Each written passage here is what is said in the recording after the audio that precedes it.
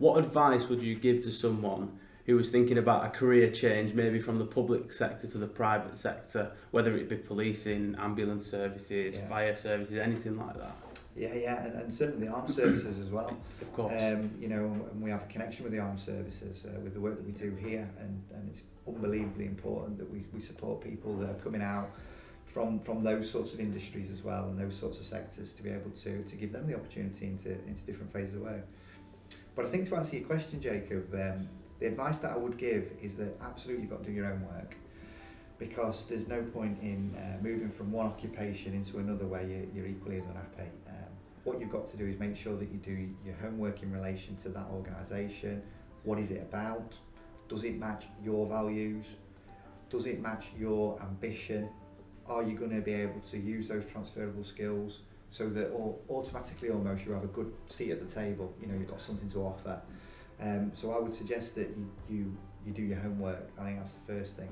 I think the other side to it as well, what I would absolutely suggest that people do is that they seek advice.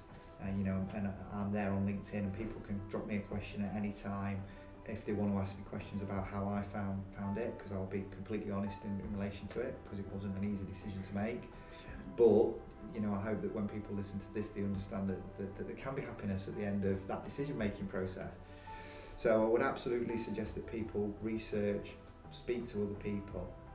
There's actually quite a lot of help out there for people from sort of like the public sector moving into the private sector, where they can look at CV writing and things like that, because some of it might be down to self-belief, and they haven't got the belief that they can do something else, almost become institutionalised in the way of their thinking, which obviously impacts then quite heavily on whether they'll make a decision in relation to trying something new. So that's really, really, really important that they trust themselves, they back themselves, and then obviously find a company that aligns to their values, and then be able to go for it. Yeah, I agree, and it's interesting the things that you say with the support that's out there. There's obviously different things. We're part of the Armed Forces Covenant, and they obviously help people, and it's to help people who come from the forces get employment, seek those skills, maybe CV writing, things that they may not have done before, but as you've highlighted, they bring a wealth of knowledge in things like leadership, structure, organisation. Unbelievable. I mean, the biggest thing about me, Jacob, is that I'm a big believer in, if you've got the right attitude, the right sort of drive, you're the right fit, you're the right person, you know, with your values and your beliefs, then actually we can teach you to do other things. But if you come with those character traits, then actually that's half the battle, isn't it? And I think that certain people from certain backgrounds, you know, they rely on those character traits more than ever. You know, the teamwork philosophy and things like that. So I think it's really important that people coming from those backgrounds get that opportunity.